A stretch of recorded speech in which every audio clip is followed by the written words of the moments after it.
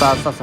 ភាសាកូរ៉េគីមផូបងប្អូនហើយគាត់បកកាយក្នុងការព្យាយាមក្នុងការរៀនមែនតើបងប្អូនគ្រាន់តែឃើញក៏ដឹងថាបកកាយយ៉ាងណាហើយអ្នកខ្លះទៅកើបនៅគៀនព្រៃរៀនណាបងប្អូននិយាយសង្សារបដារៀនបដាអូអស់ចាខ្លាំងមែនតើនិយាយលេងនិយាយសើចទេបងប្អូនអើយឃើញបែបនេះខ្ញុំនឹកឃើញការខ្ញុំរៀនភាសាកូរ៉េបងប្អូនទំមតែរៀនភាសាកូរ៉េប្រឡងជាប់ហើយរងចាំធ្លាក់ឈ្មោះហ្នឹងគឺរងចាំយូរខ្លាំងមែនតើហើយខ្ញុំធ្លាប់តែឃើញសាលាភាសាកូរ៉េគីមផូគាត់ផុសលើបណ្ដាញសង្គមអត់ដែលបានមកឃើញផ្ទាល់អញ្ចឹងពេលដែលបានមកជួបផ្ទាល់គឺឃើញសាលាគាត់សិស្សច្រើនមែនតើក្នុងការរៀនមានគ្រប់វេនអញ្ចឹងបងប្អូនទាំងអស់គ្នាហើយអ្វីដែលសំខាន់នោះគឺសិស្សគាត់ស្អាតមែនតើបងប្អូនមិនថាព្រមថាស្រីទេហើយបងប្អូនបានឃើញហើយនេះនាយកសាលាភាសាកូរ៉េគីមផូបងប្អូនរៀងសង្ហាមែនតើគ្រាន់តែអស់ក្បាលពោះបន្តិចវីដេអូនេះអត់មានអីច្រើនទេបងប្អូនគ្រាន់តែជាការលើកទឹកចិត្តដល់បងប្អូនយើងដែលចង់ទៅធ្វើការនៅប្រទេសកូរ៉េជាយាមក្នុងការរៀនពេលដែលយើងបានទៅធ្វើការនៅប្រទេសកូរ៉េក៏យើងជួយជីវភាពគ្រួសារយើងបានច្រើនមែនតើហើយអ្វីដែលគួរអាណិតណាស់បងប្អូនមកមើលបុរសម្នាក់នេះគាត់កំពុងតែលាងចានបងប្អូនហើយអត់មានអ្នកជួយលាងគាត់ទេកំសត់មែនតើអាសាខ្លាំងណាស់បងប្អូនហើ